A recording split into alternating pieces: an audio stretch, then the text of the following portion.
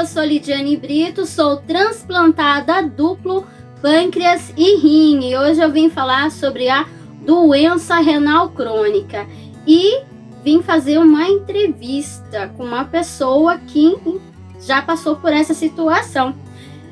Vem comigo?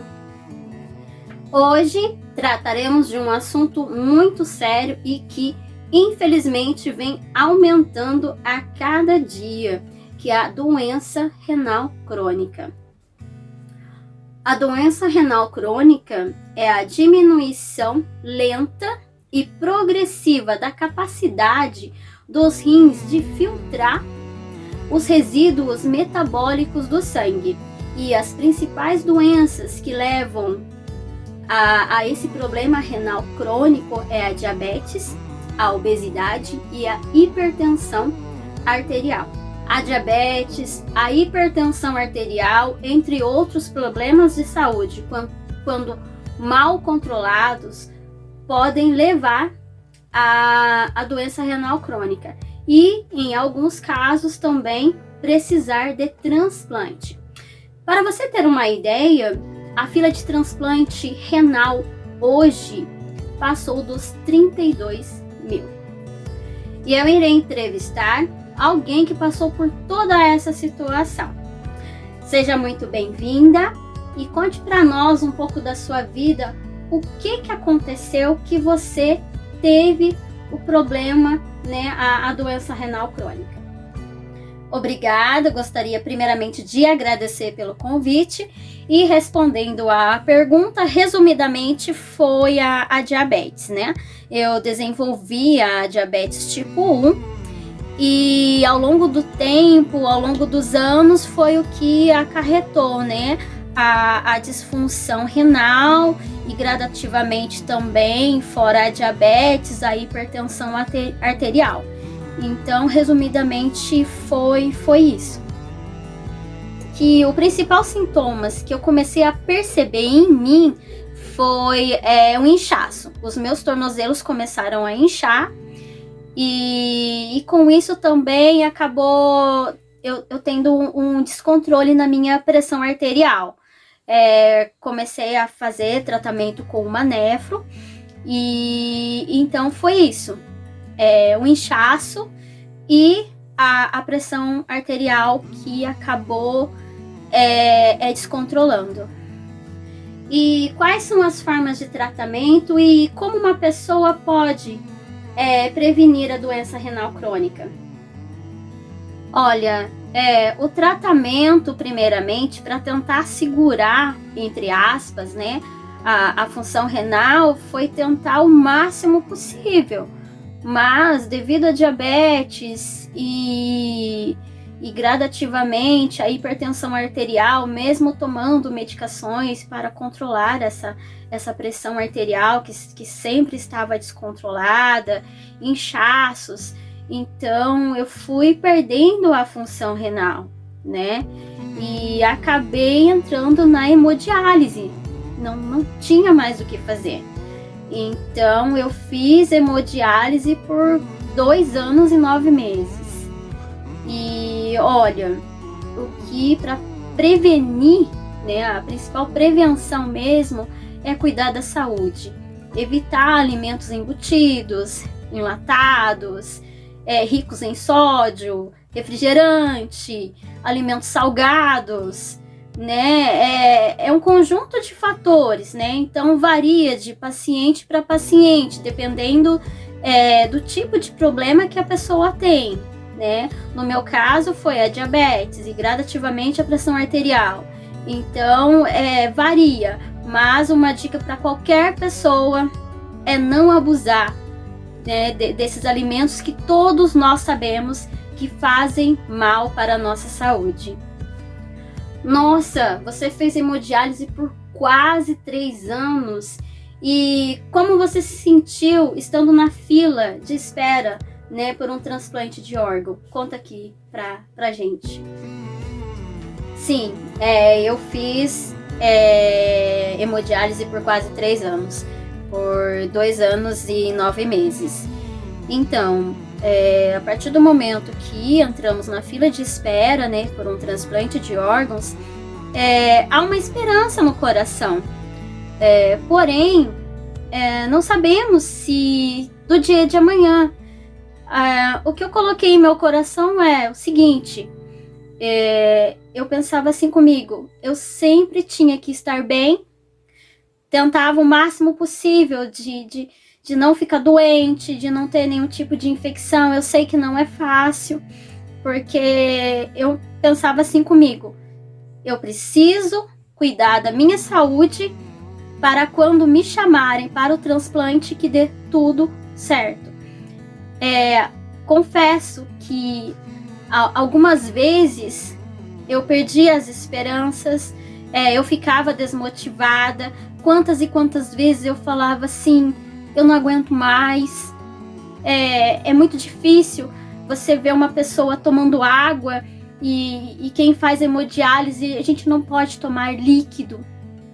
Eu chupava gelo, molhava a boca com água, porque como os rins não funcionavam, então tanto os alimentos líquidos como qualquer outro tipo, sopas, então eu acabava inchando.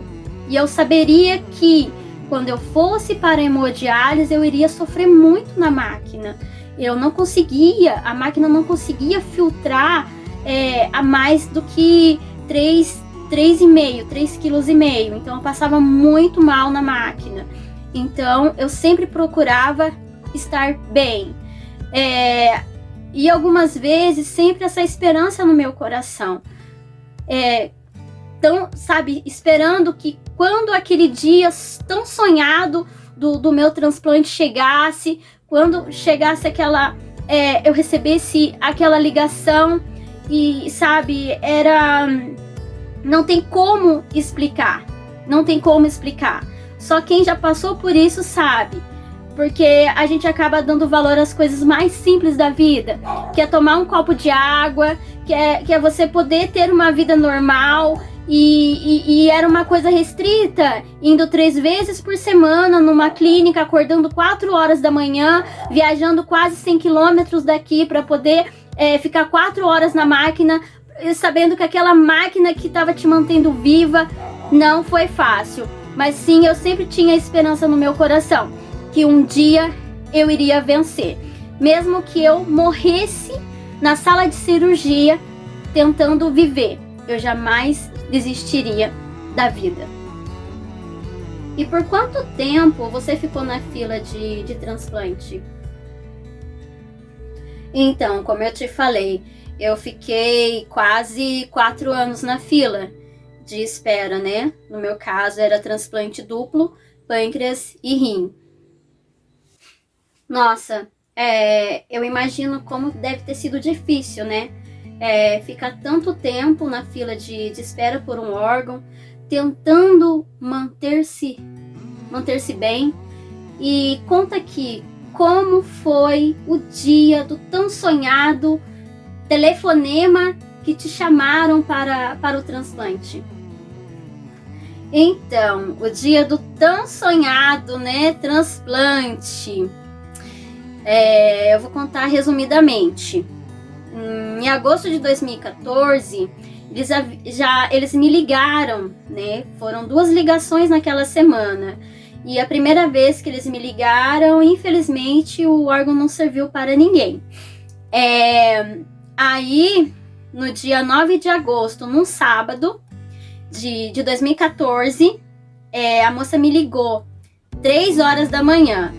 Aqui eu moro no interior, não tinha sinais de telefonia. O meu celular ficava em cima da televisão e ligado na antena.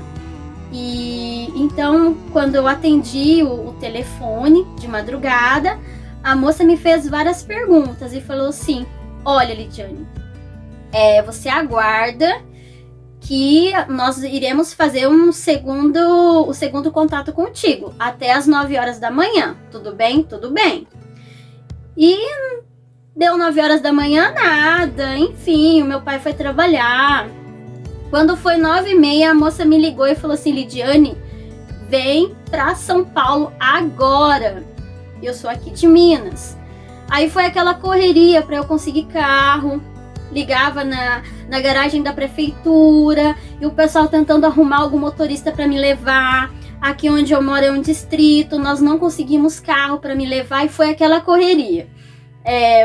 Então eu tinha que estar o mais breve possível no hospital. Aí até que eles conseguiram um carro, fui para São Paulo e chega lá, e na época o meu ex que foi comigo, e a moça pediu para ele descer para cuidar da internação. Tinha outras pessoas lá também, e eu pensei comigo assim, que eu iria concorrer, entre aspas, com essas outras pessoas, porque eu saberia que talvez eu não seria transplantada naquele dia, né? Foi uma primeira vez que me chamaram para ir para o hospital, e aquela pessoa que fosse mais compatível com aquele órgão que seria transplantada.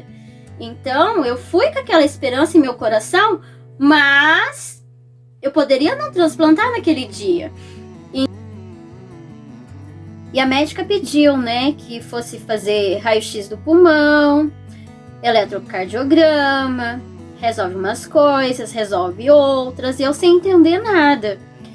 E aí o meu acompanhante desceu para poder resolver sobre a internação, e eu sentada na cama, né, do consultório lá no hospital, a médica preenchendo, né, escrevendo assim em algumas folhas. E eu falei assim: doutora, eu vou ser transplantada? A médica parou de escrever, olhou para mim e disse assim: o rim e o pâncreas já é seu. Hoje eu estou bem. Passei por muitas lutas e ainda passo. Lembrando que o transplante não é a cura, mas sim a continuação do tratamento. Hoje, muitas pessoas ainda enfrentam uma máquina de hemodiálise, tendo uma sobrevida durante 3 dias por semana, por 4 horas na máquina, para poderem sobreviver.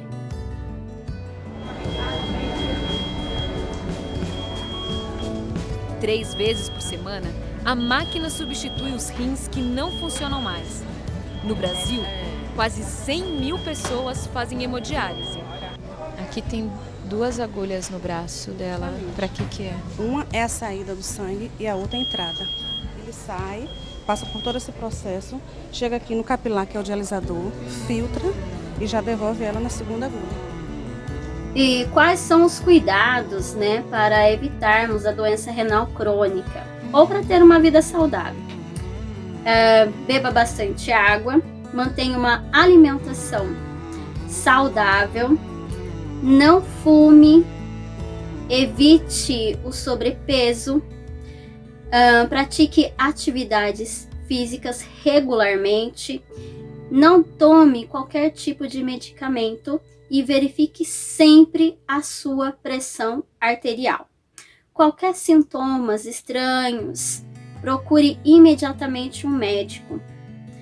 Cuide de sua saúde e se cuide, porque infelizmente a doença renal crônica é irreversível.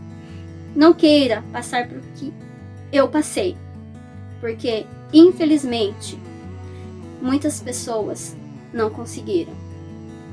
Eu vi muitos amigos desistirem e não estão mais aqui entre nós. Então, pense bem e cuide de sua saúde. Obrigada.